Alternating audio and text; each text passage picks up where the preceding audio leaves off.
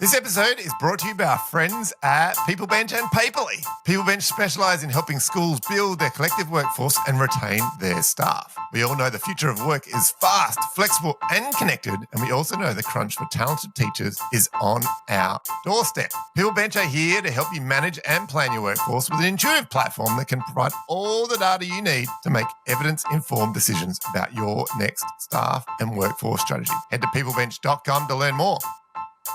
Paperly is also back, and they're proud to support the Ed Leaders podcast. Paperly fills the gap in your traditional SIS or LMS and is designed to help your school create paperless, time-efficient systems. Check them out at paperly.education. Now let's get to today's show.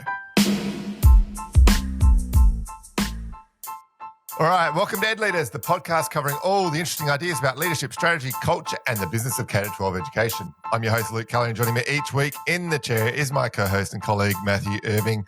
Before we get started, if you haven't already, you should sign up to the newsletter sent out by the team at Ed Leaders. Matthew, you know the question's coming. What should someone expect if they sign up? You'll find something worth reading. That's all I'm going to say today. It's something worth reading. I'll give you a 5 out of 10 for that one. Harsh but fair. You can sign up to the newsletter at edleaders.com.au. Now on to today's guest, Tim Watson. Tim started working in outdoor education before moving to the classroom at Redlands.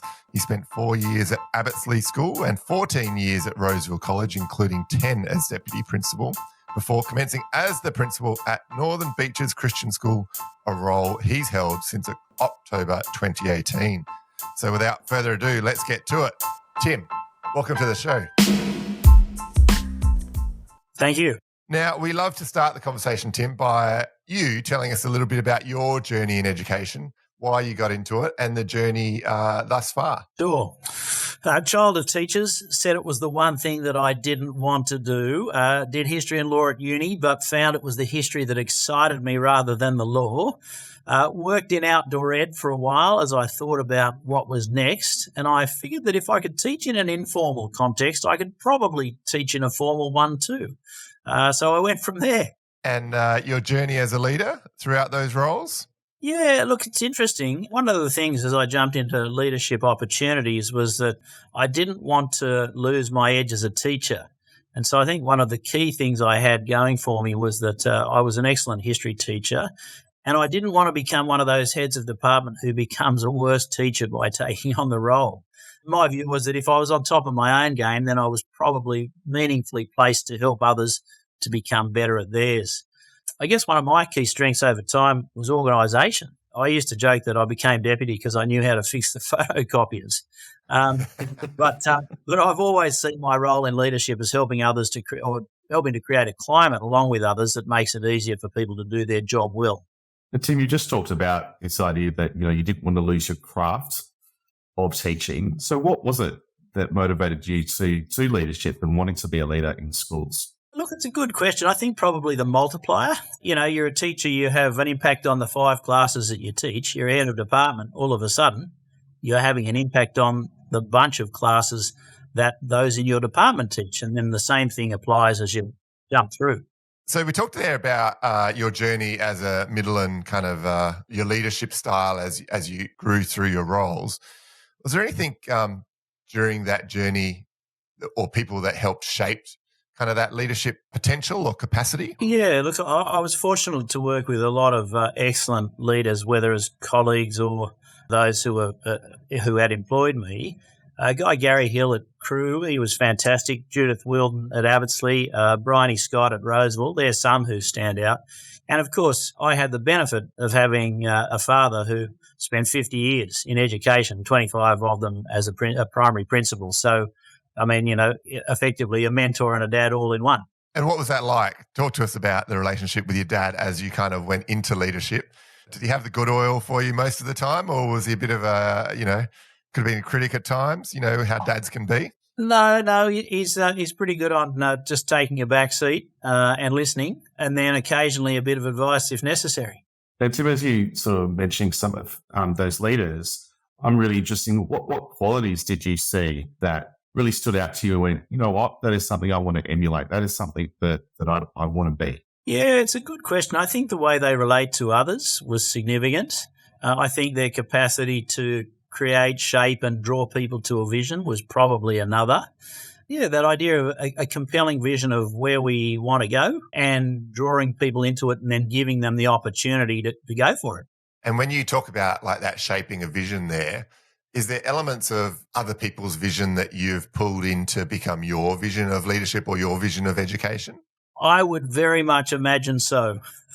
I have a mate who said that, when it came to ideas, he thought he had an original idea, but it was either borrowed or wrong. In other words, almost everything has already been thought.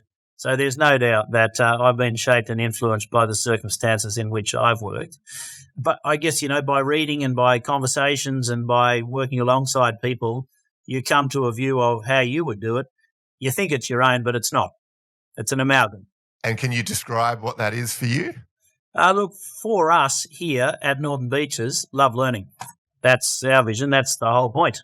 So that's crucial for us. And probably beyond that, I'd say a culture of us. So really, I love the idea that we're in this pursuit together, and the culture of us includes kids and staff working in the same direction and parents likewise. I guess leaders have many identities, they can be at times cultural leaders, strategic leaders, operational, ethical leaders, business leaders. Can you talk about, your identity as a leader and like how you've developed or shifted or changed those as you've gone through your journey? Yeah, it's a good question. I think by default I'm a big picture person, but my early career was, I guess, characterised by my drive to be organised and across the detail, which then became a significant strength for me. And then as I moved into headship, I had to trust others with the detail so that I could keep the big picture in mind. And I guess probably I would say that the big picture is always made up of the little pieces of detail. How would I describe myself? Probably as a relational leader. My aim is to equip people to do their job, then to trust them and support them by creating a climate conducive for learning. Are there certain other aspects of leadership that haven't come naturally for you in terms of whether that's skills that you've kind of had to work on over the journey? Some people come, very natural, like you've talked about relationships and relational. Yep. Some people, that comes very naturally, but there's other aspects of the role that require something different. Is there other aspects that you've had to work on over the journey? Look, I think listening, that always helps. And I think another part of it is probably I think fairly quickly, and I read a lot, and so my ideas are quite formed, and so I just need to take and create a bit more space for other people to get to the point where theirs can form. So that ties in with listening, I think. Are there certain things that you do to help that process? Because that's something that we sometimes hear from principals, is that they're kind of 8 steps ahead and they've got to wait and bring people along that journey to catch up. Yeah, look, I think sometimes speaking last, you've got the biggest voice. People will come around to your point of view. And the worst possible thing that can happen for anybody who's a leader is people just saying yes to them all the time.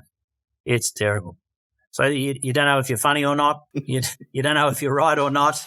People are laughing and saying yes anyway. It's like, hang on a minute. I need to just listen to what others have got to say first. And then I need to just hear the nuance in the laughter or the yes. And Tim, you've just described really such insight into your own leadership qualities and the type of person you are. Is there anything different that others might say about you? Yeah, there probably is. There's probably lots of things that they would. And it depends on what stage I worked with people. But I think, one of the things that people would say, I think they'd say I'm quick with an idea and probably sometimes quick to say things. And maybe sometimes people have been on the sharp end of my tongue unintended, or at least by me, but that's something that I'm working on. What would they have said 10 years ago about Tim?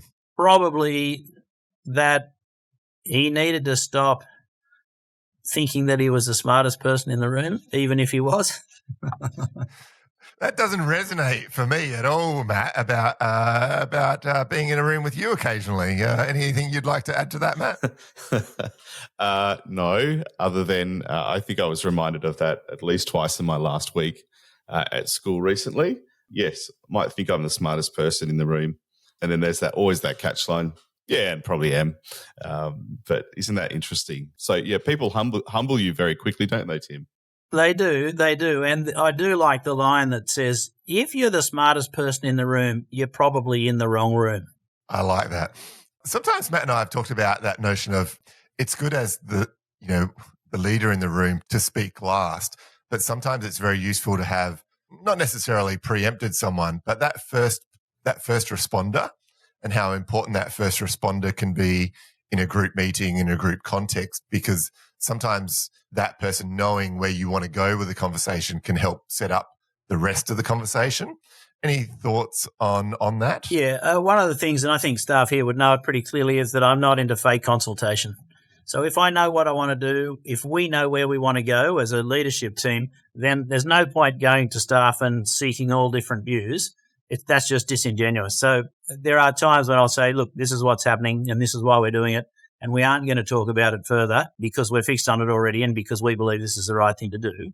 And then other times you can be open and the conversation can go in a number of different directions. But I just think it dishonors people if you have fake consultation. And I imagine that's quite hard sometimes to get that balance right, because people feel like they want to have consultation all the time sometimes, or, versus that dialing back of that and when you're just going to make the decision. Can you talk to us about how the nuance of deciding when you're going to consult versus not? Yeah, issue by issue. Sometimes it's about how significant it is. Little things you don't necessarily have to consult as much. Or if it's super serious and there's really only one way you think you can play it, then just go like that. So it's an issue by issue thing. What I love consultation where I don't know what I think. That's the best, like persuade me, convince me. I'm really open to how we might do this differently, but I don't know what it looks like. That's when it's valuable. And I think is there a recent keep going, Luke. Is there a recent example that you can give of when you didn't have a fixed opinion? Look, I think heavy duty matters when it comes to sort of managing student populations and the sort of interactions between kids, and when there is a plausible reason to do one thing or another, then, I don't have a predetermined view on where things will land. And that's when, certainly amongst the senior leadership team, I'll say, look, there are two possible outcomes here. Both of them are reasonable. I'm not sure which one we should follow. And as you're thinking there about things where you really don't have a predetermined view on something, if we go a little bit deeper there, what are some of the things that you know that you need support with because perhaps they don't come naturally to you? Look, like most blokes and most in leadership, I don't think like that. It's like, I know everything. Yeah, I got it. Yes. So sometimes it's up to others to say, hang on, we might need to look at this a little bit differently. Well, we're not going to let you off the hook here, Tim. What would others say are the things that you need to work on? I think probably, it's interesting. I mean, one of the things I've worked hard at the last little while is being much more open to feedback. And so all the way through being principal, I have sought feedback and then I have published it. And so, if feedback is from staff, then I will publish all of the feedback anonymous to the whole staff, and we'll have a meeting and I'll say, look, these are the things where people have said I need to be a little bit different, or there'll be feedback where it says one side says good, the other side says not so good, and I've got to try and weigh which is the feedback that I lean more towards. But that's the way, the only honest way to do it is to say, right, I'll take feedback and I'll share it, because that way I can weigh it properly. And then it creates space for others to do the same thing. And I was going to say, how's that been perceived by your team and by your staff? Certainly amongst the team, it's meant that they've felt free to do the same thing and seek out more feedback for themselves. And I think amongst the staff, and it's probably about time, I did it year on year for the first 3-4 years or so, probably time to do it again. I think they appreciate that they were heard enough for it to be a public display. So it didn't get brushed or swept or dismissed without a hearing. I really like that concept. It's really that notion of visible leadership, and I think hugely, hugely powerful. Tim, as we one of the things we like to ask is, we understand that the managing schools and leading schools is really complex. No day is the same. And, principals need to actually take time to work on themselves, draw inspiration, but also inner strength, from other things. Where do you turn to for strength or inner strength to maintain what is such a demanding role? Yeah. Oh, look, for me, faith, family, friends are pretty significant. One of the other things that helps me is that working in school combines my three great loves of ideas, people, and God. So that's pretty straightforward. I actually get lots of energy from being at work. The funny thing is, I was absolutely an extrovert before I worked in schools. Now I would describe myself as a professional extrovert. In other words, I am less keen on racing around and seeing more people after school than I once was. Is that a case of does it give you energy to be that extrovert, and does it take energy to be that extrovert during the school day, which leaves you with less afterwards? Yeah, probably a little bit of both. I mean, we all know that part of the role in the classroom is performance. You inhabit the role and you go for it. And I think that's true in leadership too. And I think, just being on all the time for people and trying to be encouraging and upbeat and, focused on solutions and where we can go next, it takes some doing sometimes. Other times, like, you're riding the wave. Sometimes you feel like you're spending your time paddling back out through the break. When you are paddling out the back there, what are some of the things that help you move forward again? I imagine there's a moment where you go, oh, all right, it's time to move forward again. What do you do?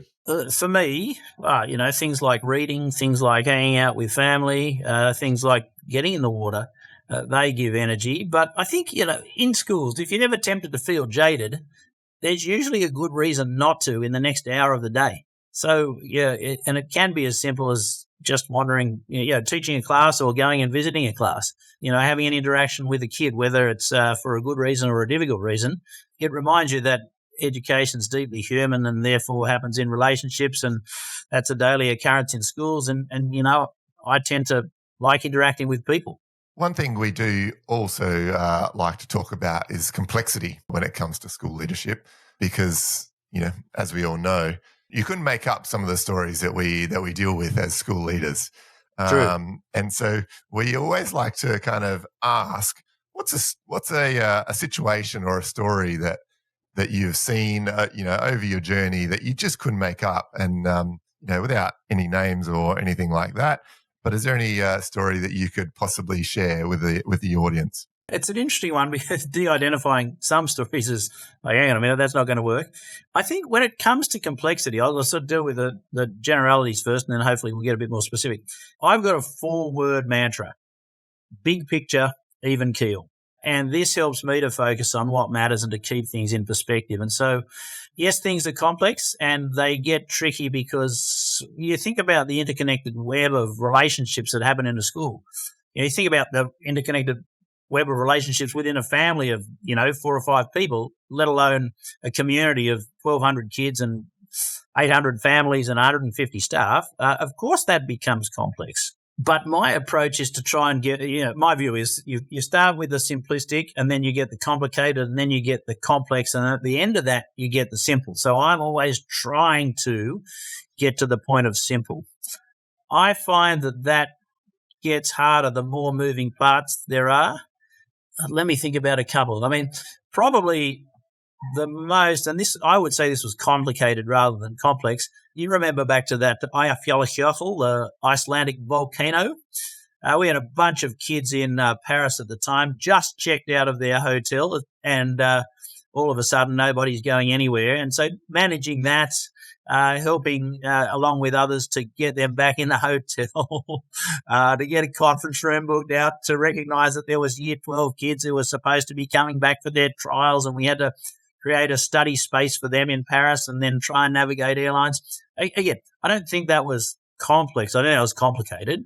The complex stuff is more intractable, and that, I think about court orders, I think about family dynamics, I think about trying to manage and help people to relate to each other and their kids well without trying to get in the way or put yourself in between challenging parties.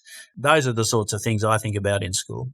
And, managing groups of kids in foreign parts of the world or in difficult climates, environments, there's lots that can go wrong, and you don't want it to. So Sometimes it does, and it's then how you manage that. Those are the sorts of things when I think about complexity. Tim, one of the things we talk about in terms of that notion of complexity is relationships. And, you've talked a lot today about relationships and almost, the number one reason why you got into the gig in the first place. And I think sometimes in leadership, as you grow, you also have not only professional relationships, but some of them become deeply personal. I'm wondering if there's been a complexity where you've had to weigh up both that professional and personal connection to provide some strong feedback, have that courageous conversation, if you like. Yeah, I think one of the most honouring things you can do for people is tell them the truth. And I think we get scared sometimes that we will hurt people's feelings, or we get scared that, people will think less of us, or that it'll be a relationship breakdown. But if you're not operating on the basis of truth, you got a problem. But then it's how you deal with the truth. I mean, the last thing we want to do, I think it's the Israeli psychologist Holmes, talks about not wanting to weaponize the truth. You don't want to do that, but you want to care enough about others to be careful with it, but straightforward with it. One of the things we also like to ask is about just your school community now. And I'm wondering whether you could describe your school community, exactly where you are, the type of school you are, but also the things that bring you joy about that community. Like what it is about the community that you particularly love being part of. Yeah, look, it's a really fascinating and wonderful community. It's, as I said, 1,200 kids, 150 staff, about 800 families. In Sydney, there's no such thing as a hinterland, but if there was, we'd be in it. We're sort of along the top of the northern beaches in Sydney, halfway between the northern beaches and the North Shore. And we draw kids from both of those areas, sort of equal proportion, 50% along the beaches and sort of 50% up the top of the hill and into the northern suburbs of Sydney. It's a really fantastic community because it doesn't take itself too seriously. We're sort of informally formal, if you know what I mean. And so when it comes to in the frame of independent schooling, we're not blazered up and 100 years old, but we're seeking to take the best of the independent traditions that exist and recognizing that, we're 40 years old and we started as a much smaller and more community-based school. How do you merge both of those elements in the best interest of the kids in the community? And Tim, if there's one thing that you want your staff to experience when they come to work and one thing that you want sort of them to experience in terms of motivation, what would you say it is? For me, it's purpose. There's a lot of discussion at the moment about staff, about education, about teachers and their lot. There's a lot of discussion in the world at the moment about the place of well-being, and out of that, the emergence of the idea of psychosocial hazards. The way I view the world, schools are not fully responsible for the well-being of their staff, nor are they fully responsible for the well-being of their students. But they create a climate where they can contribute significantly to both. And that's our aim. And part of our aim is to say to staff, look, you get to do a really purposeful, meaningful and significant job that makes a difference in the world today and into the future. And I want to support you and provide you with the resources so that you'll be able to do that well and go home thinking, wow, I've actually made a difference. Either at the micro level in some kids' life or at a macro level, we are creating a culture and a community that provides kids with the robustness they need to face an uncertain future. So that's my thinking on how I support staff. I'm not wanting to downplay or diminish that life can be difficult, but I'm not suggesting for a moment that schools can be the panacea that provides a solution to all the problems that people have, both those without work and within. And our job is to sort of try and focus on how we can make within work as positive as possible, because it's a big chunk of everybody's life. And Tim, do you find yourself reminding people of this, this idea of purpose and what you are and what you're not? And I'm thinking about the whole ecosystem, parents, students and staff. Yeah, look, I do, and we do, because I think sometimes we're good at forgetting things, or we take a little bit of time to learn. And so reminders are always helpful. And whether that's Ebbingshausen's forgetting curve, or whether that's interval or spaced revision of work, we've got to do the same for our community and our parents. And so, yeah, sure, I find myself talking about life, the universe and everything, family and dynamics, I think there's probably a fair few parenting tips that go into my newsletters. That would be true. And I hope, given that I'm a bit further down the parenting track than most of the parents, I would hope that I've learned a few things from successes and failures along the way. You mentioned there around that notion that as a school, we're not fully responsible for people's well-being. I'm wondering whether, is that a sentiment that is, 100% completely shared with your staff and your parents? Or, if you could kind of point to a percentage that you feel that don't necessarily agree with that, what would that look like in your community, in your context? I'd say 80-20. And in the 20, there's a variety of reasons why that would be the case. And sometimes it's because people just don't have the wherewithal to manage their own circumstances. And we've got to do our best to help them and contribute towards them getting a sense of equilibrium, recognising that they might come from a position where there's a bit of a deficit. So it's not to say we don't help them, but we don't want to set up sort of a set of circumstances of false pretenses, if you like. I've always been drawn to the work of Hayden Lukanov, and the idea that, we're not paving the jungle, we're putting on boots. We're not taking the weights out of the gym, because that's the whole point of the gym. And so as a parent and as a principal, my job is to do myself out of a job. That's got to be the end point, because kids leave school. And when they leave, they need to be able to stand on their own 2 feet. Kids leave home. They need to be able to do likewise. As a leader of a school, you're probably aware that on average, around 80% of the cost of running a school is the salaries and on-costs of its workforce. And yet most schools do not have a comprehensive visibility of their workforce data and metrics. That's where PeopleBench excel through their painted and school workforce benchmarking and strategy development platform. They use data science, machine learning, and predictive analytics to provide insights and resources that support school leaders to become self-sufficient in responding to the future of work in schools. The platform can benchmark your workforce data to other like schools, build your workforce strategy, and monitor progress on metrics like teacher resilience and workforce culture, while keeping an eye on how these factors impact student outcomes. A PeopleBench subscription provides your school or system with access to their school workforce research, school workforce benchmarking tools, dashboards and reports, workforce resilience tracker, their workforce culture tracker, their workforce strategy tracker, and much more. Check them out at peoplebench.com. I've got a question for you. How many paper processes does your school have? Well, that's where Paperly comes in. Paperly is an integrated one-stop shop of intelligent workflows that can help your staff save time and reduce that administrative burden that we know exists in schools and we all face on a daily basis. They're a completely modular admin management solution, meaning you just choose whichever of the 16 super useful modules that your school needs. My personal favorite that we use is their calendar module, which makes the administration of the school calendar so much easier. Check out paperly.education today and chat with the team about a demo for your school. Now back to today's show. And Tim, as we just sort of continue this conversation, I just want to zoom out for a moment. Do you think this sort of over-reliance of education is a systems-wide thing? And what might have contributed to that notion that schools are everything to all people? Yeah, look, and I love that people think that because it suggests that there's a capacity, even though the capacity itself might be overwhelmed by, somewhat inflated expectations. So society has within it lots of sort of intermediate groupings and lots of things, community groups and otherwise, that have offered something beyond the family, which have contributed to stability and a sense of connectedness and relationship and meaning.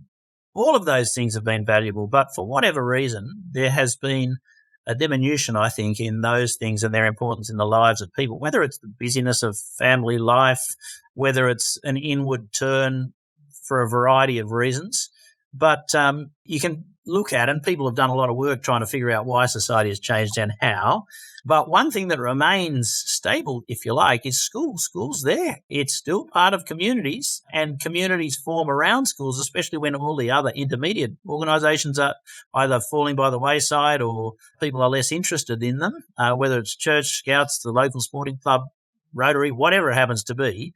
So schools have assumed this greater significance than they've ever had, and with it, they're carrying a greater weight. Now, that's an enormous privilege, but we can ruin it by thinking we can do everything because we can't. And then it ends up that we do a poorer job of the main game, which is learning.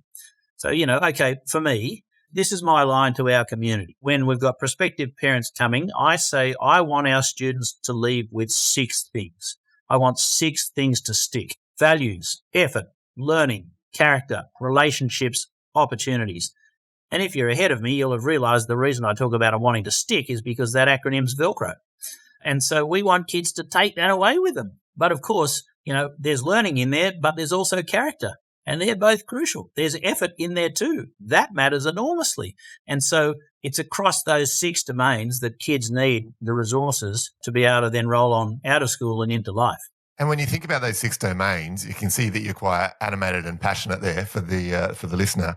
When you think about those 6 domains, how much of it and how often do you think you get it right and in the right mix when it comes to what you're delivering, in terms of your education? And are there any constraints that mean that you don't get as much done in those 6 domains that you might like to? Yeah, it's interesting. When I talk with parents, I talk about our partnership with them. And I talk about the whole 6, and then I strip it back to 3, learning, effort, and character. And I say to the parents, when it comes to the learning, we'll do 90% of that. The reason you send your kid to school, you're outsourcing that to us. That's great. We'll do 90%, and maybe 10% will get done at home. When it comes to the effort bit, I say to parents, that's all on your kid. Because if you as parents keep pushing and we keep pushing, when they finish, they just fall over if we stop pushing. That's up to them. And then the character bit, I say to parents, you're 90% responsible for that, and we will support you with the other 10%. So in a true partnership, we need to divide and conquer, and we need to take different responsibilities. And so, sure, we want to support parents in the development of their kids' character, but I do say to them, there is no school in the world where you can send your kid to outsource the development of their character entirely. It doesn't work like that.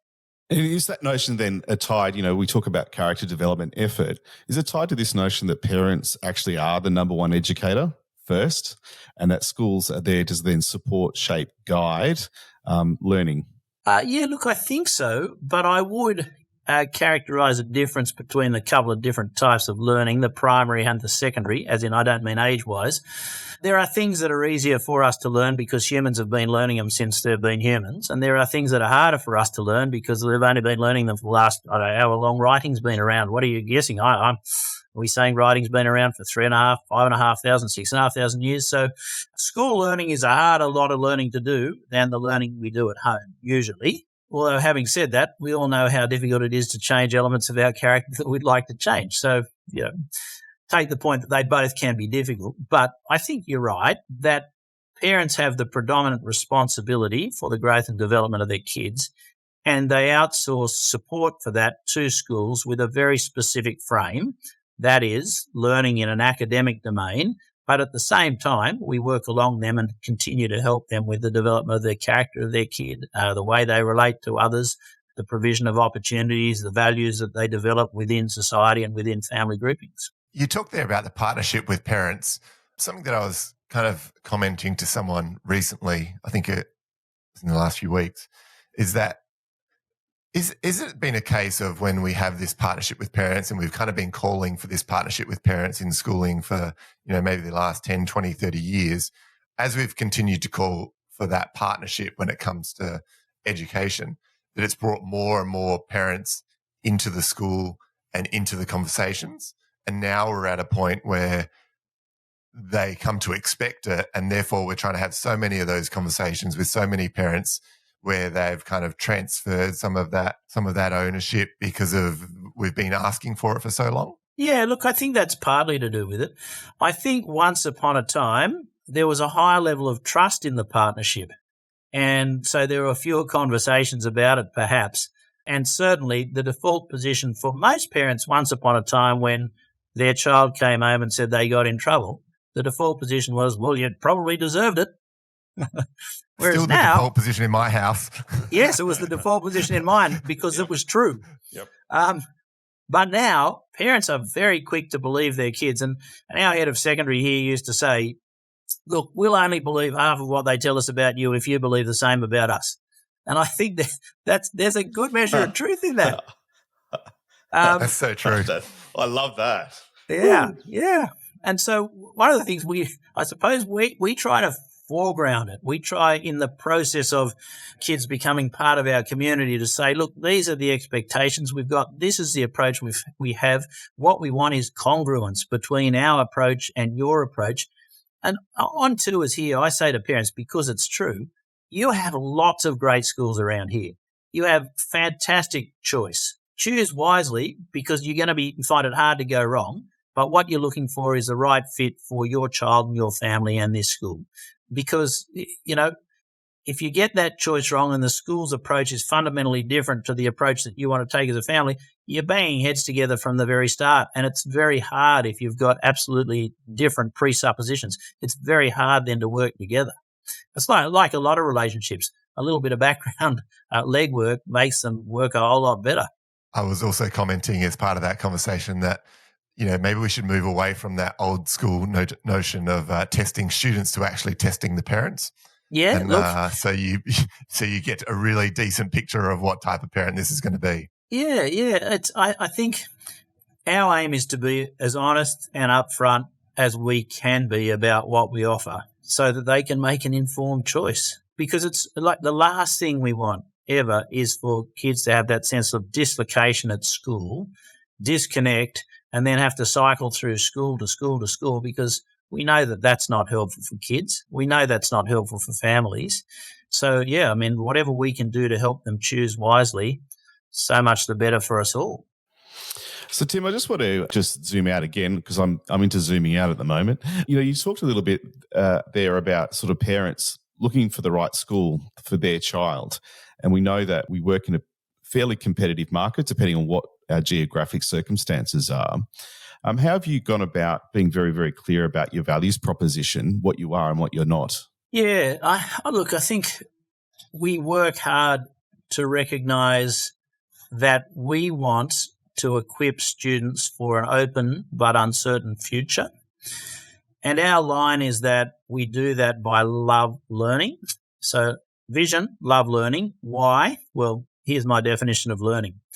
The ability to make sense of the unknown by connecting it to the known. And so the future's uncertain. How do we deal with that? Well, you be a learner.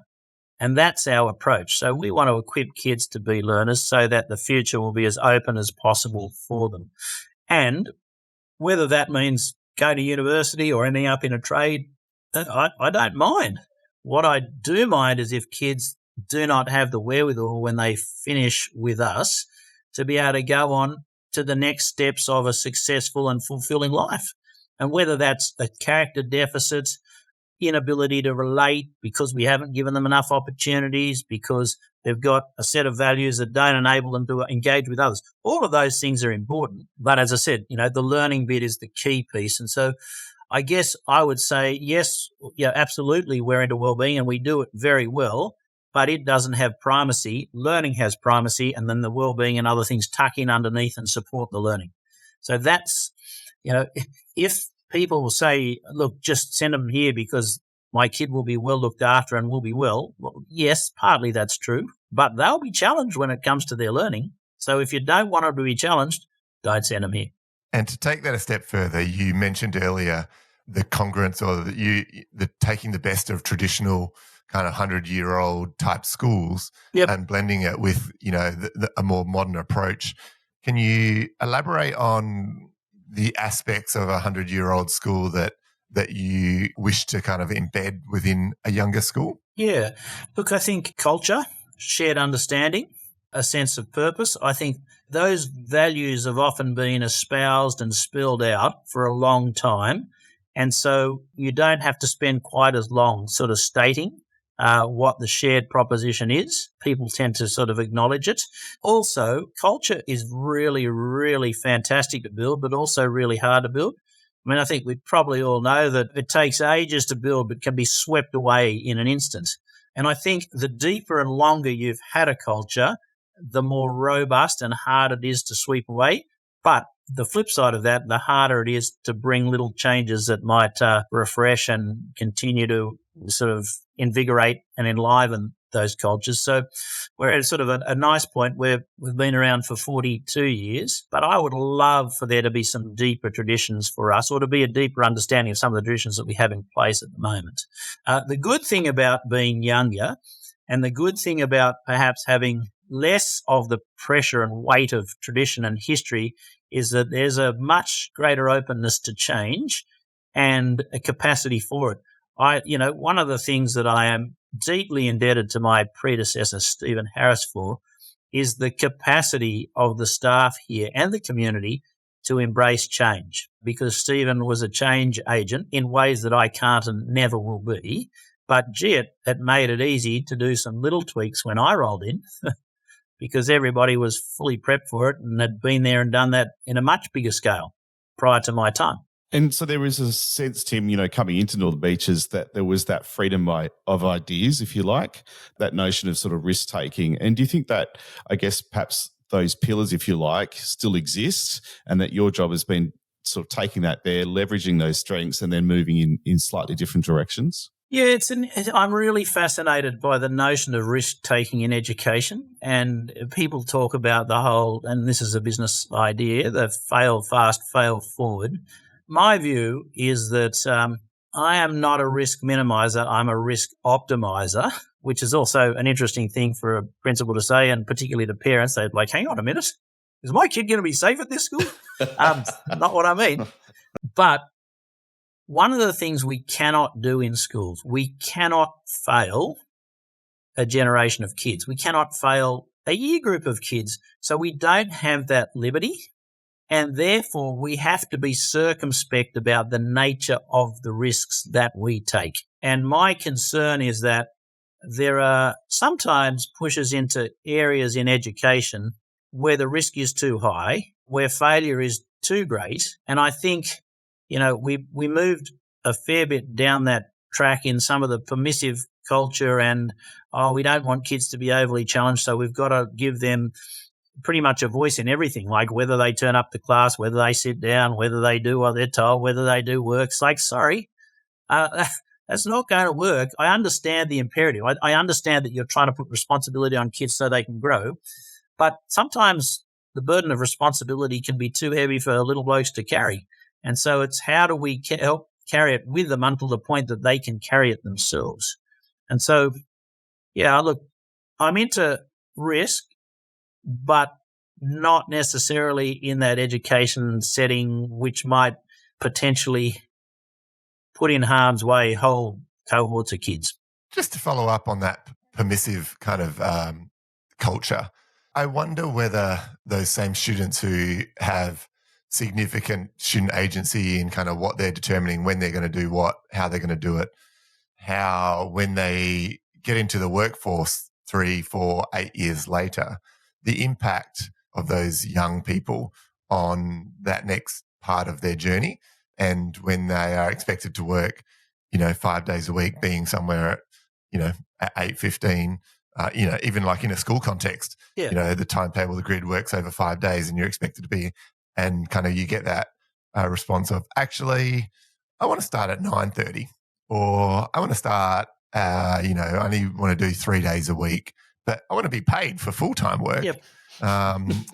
Any thoughts on that? Oh, look, it's not surprising. We all want the world to bend in our direction, and we all need to recognise that a lot of the time it doesn't or it won't. And a lot of the time when it doesn't or it won't, afterwards we look back and say, gee, I'm glad it didn't. So we think sometimes we know more than we do. In my view, and not everybody will agree with this, and that's okay, but one of my views about school is that we put in place boundaries so that kids learn how to push up against them. And sometimes it's good having boundaries that don't matter that much, so that if they are broken, the world's not going to come caving in. But life, that's what life is like. Life has boundaries to it. The good bit is that we want people to sort of do a bit of pushing against it and to sort of understand where they are, where those boundaries are. Sometimes, and this is where it gets interesting in schools. So sometimes people think, the boundary is classrooms or timetables or uniforms or behaviour or whatever it happens to be. We disagree about what those boundaries are and where they should be, but that's okay. But I think generally boundaries are significant, are important, and they are part of what enables us to operate as a society and to recognise that we, whether we like it or not, are just one part of a bigger whole. The trouble is, if there are no boundaries, then we think we are the whole and everything else has to bend to us. So, Tim, now we move into, I guess, a time of personal reflection and an opportunity for you to consider the future of schools in the next 10 to 20 years. And I think in the notion of perhaps redrawing boundaries, what might you say about the future of schools? Yeah, look, I think relationships and culture are going to be crucial.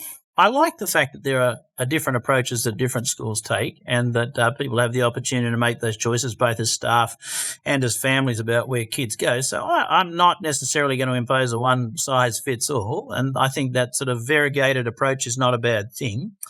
But it's interesting that, Jeff Bezos, when he gets asked the question, what's going to change in the next 10 years, he always says it's the wrong question. And for him, the right question is what's not going to change, because then we can focus on it.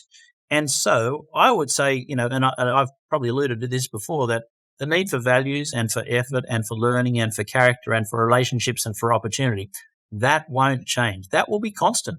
So we can focus in and lean in on that. I am terrible at predicting the future, and I don't know anybody who's good at it. There's lots of people who say they are, but they'll only tell you about the 1 in 100 they got right, not the 99 they missed on. And so I've given up on being a futurist, and instead I'm a what won't change. Let's do that really well. And one thing we do like to ask current principals is their advice that you might give to either your younger self or, to a wider audience, aspiring or senior leaders who one day might want to be a principal. It's hard. It's a hard job, but it's a really worthwhile one. And because it's difficult, I would say work hard to find the right fit and alignment when you're considering where you might work. That will make your life 100% easier. So I would say go for it. If you love people, if you love ideas, if you love communities and culture, it's the best job. But get that fit right, and it'll make the hard feasible as opposed to impossible. The other thing I would say, try hard not to be reactive. Easier said than done sometimes. I don't know what you mean. Matt, any last questions before I get to my favourite segment, 6 in 60 seconds? No, I think we're ready. Let's go. All right. Tim, my favourite segment, 6 in 60 seconds. The rules are pretty simple. One word or idea, but hey, nobody ever follows the rules, so we'll see how you go. I'll give you a little score like I gave Matt earlier. Yep. You ready? Yep. All right, here we go. One educational narrative that's been underrated or overrated in the past decade. Knowledge, underrated. One underrated role in a school. Person who does cover. The most interesting PD you've ever done. Master's degree or my own reading. Reading your own books, is that what you mean? Or reading other people's work. I just thought I'd clarify there. If you could change one rule or one thing in education, what would it be? The belief that 21st century skills are actually 21st century and they haven't existed for all time. One book worth reading. A Paragon by Colin McCann. And one person we should interview on the podcast. Bryony Scott, Jenny Allen, James Peach, Tim Bowden. Well, you did pretty well until that last question, so I'm going to give you an 8 out of 10. Well played, sir. Well, that brings an end to our show for today. I hope you've enjoyed our chat with Tim. Matt, closing comments. I know you've got them. Hit them with us. Well, Tim's just given us gold nuggets everywhere. Lots of quotable quotes, lots of one-liners, but with, I guess, a depth around them.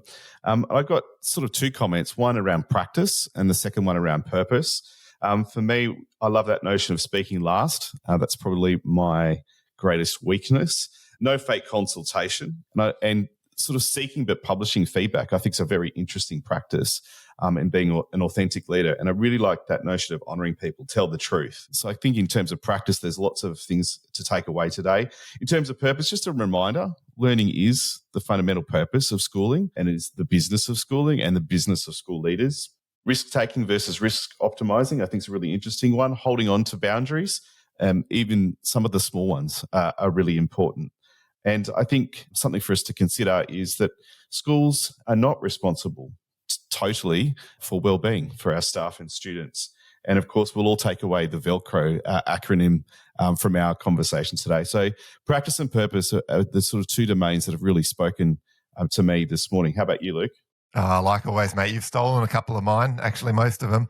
Number one, I had the fake consultation. I really like that notion of, there is a time and a place for consultation, but let's not make it fake. And I think calling that out as a leader is useful. And also that the other thing that you mentioned there around getting that feedback, but then publishing that feedback, I think takes a pretty brave leader to say, hey, I want feedback, but you know what? I'm not just going to keep it in my drawer and I'm going to, pretend that I'm going to address this feedback. I'm going to publish it so that, everyone can see and I can kind of weigh and balance and compare.